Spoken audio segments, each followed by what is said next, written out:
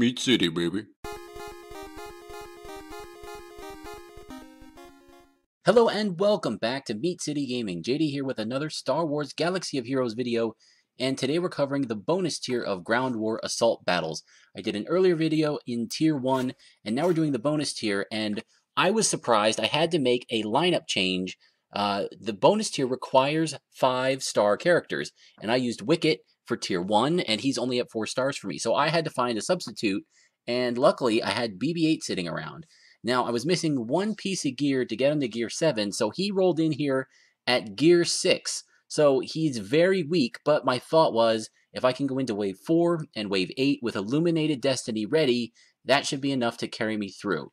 And you're seeing the video, so you know it worked. Here's the team. Again, it's the same lineup, same mods, everything from the Tier 1 run. Just Wicket is out and BB-8 is in. So you can see Gear 7 across the board, except for Ewok Elders at Gear 8. R2D2, of course, is my heavy hitter at Gear 12, and BB-8 squeaking in here at Gear 6. I have a couple of the Omegas, not all of them for sure for the Ewoks. No Zetas on my Ewoks, no Zeta on BB-8. I do have Number Crunch on R2D2. So you can see the speeds are pretty good. I'm using my arena mods here, and that is also key. You want your Ewoks going fast, especially if they're underpowered.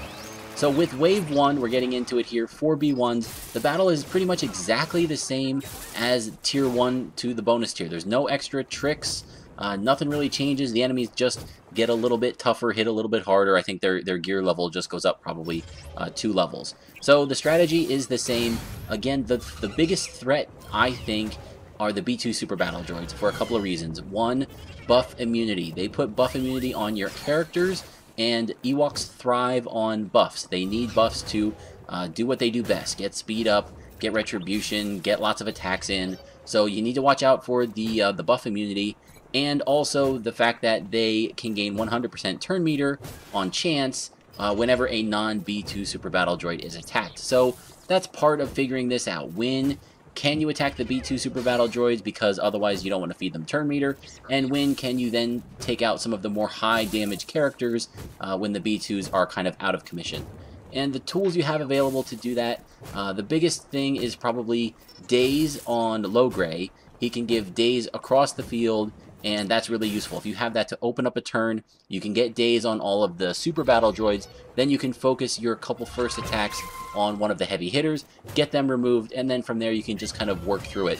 The weakness of a team that's under-geared like this is burst damage. If 2 of the B1 battle droids attack the same character and they do their assist attack where they call another character to assist, 4 attacks going at Chief Chirpa could easily take him out. Now, thankfully we have some ways to get around that too.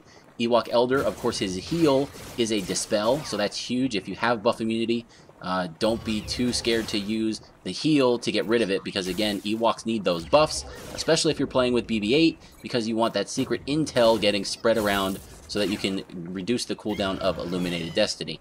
And of course, Ewok Elder also has a res ability, so as soon as someone goes down, get them back up with the res, and remember that they will attack the target you are locked onto. So if you're going to use the res, make sure you're pointing at the target you want, because an attack is going to come.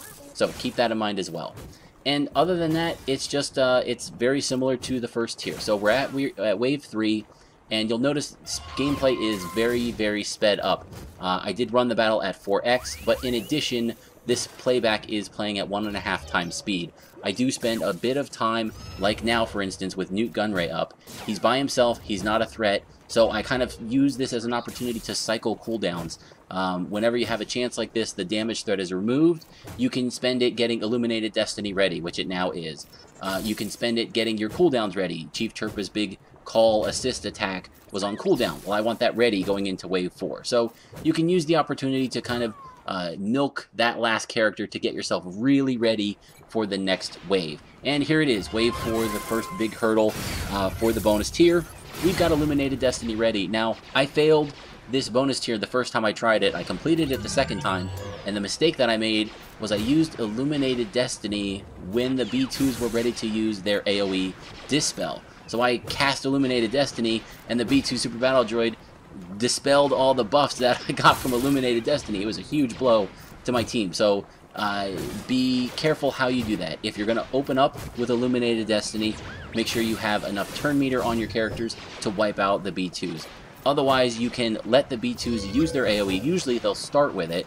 Make sure they use that so that it's on cooldown. Then you can cast Illuminated Destiny and know that you won't lose the buffs immediately. And then once again, we've got this down to just Poggle. And so I'm again going to not hurry him down, not use cooldowns. We're going to use the opportunity to spread around Secret Intel, reduce the cooldown of Illuminated Destiny, and again get all of our characters in tip-top shape, have their cooldowns available for the next wave.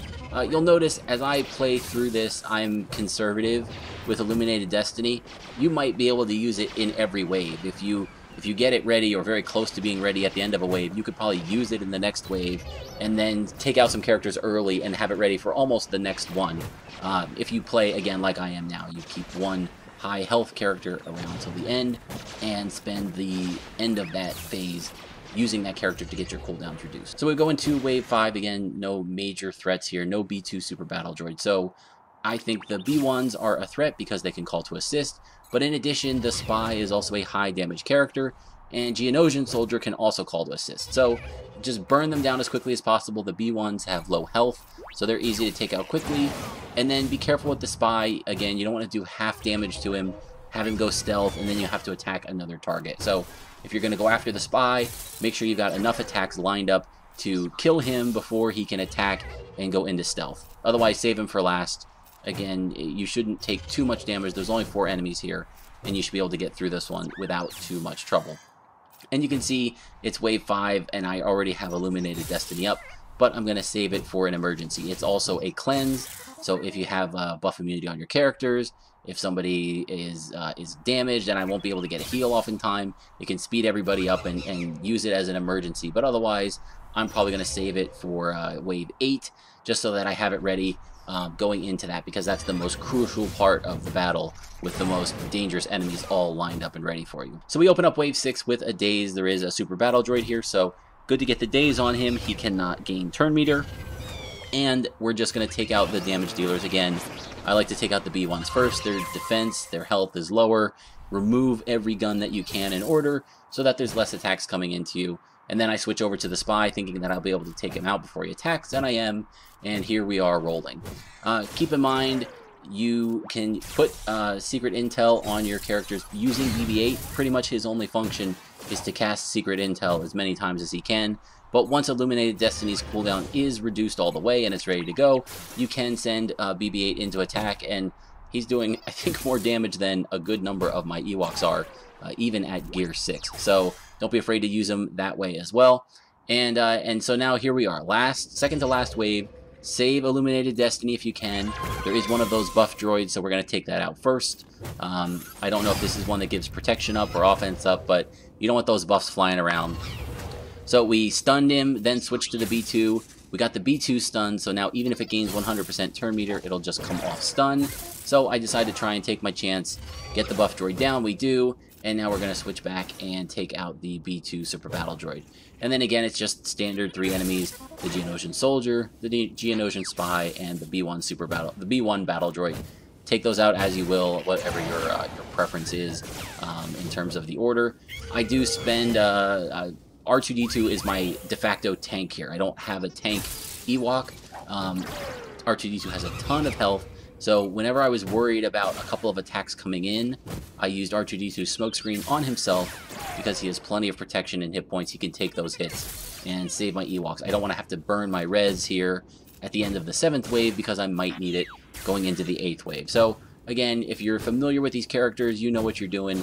But if you're kind of feeling this out like I was and your Ewoks are just getting by, maybe some of these tips here will help you get through this battle as well. So here we are in the final wave, and I did set it up correctly where I have BB-8 going first with Illuminated Destiny ready. We get a bunch of exposes. We have our mass call to assist attack. We take out the buff droid, and then we do R2's flame attack, pop the rest of the exposes. And I think Ventress is probably the most dangerous enemy. She can dispel, so you'll lose all your buffs, and she also has that massive AoE attack, which could take out 1 or 2 of your characters right away. So be careful about that. Get her as quickly as you can. And now here we are just cleaning up. The Magna Guards have an AoE attack, but it's very weak. It'll just trigger Retribution. So if you have Retribution up, that's good. It'll attack and they'll probably kill themselves with the Retribution. And then it's just Dooku. And again, Dooku is not the character that you have in game where he counters every attack. He doesn't counter. You can work him down. He's not as big of a threat. So feel free to save him for last. And again, a nice 10 spot of rewards here for the Separatists. 5 is the minimum you can get. And you can get all the way up to 10 or so character shards. So again, hopefully you guys found this useful. If you did, please feel free to like and subscribe to Meat City Gaming for your future Star Wars Galaxy of Heroes content. Thank you for joining me, and I'll see you next time.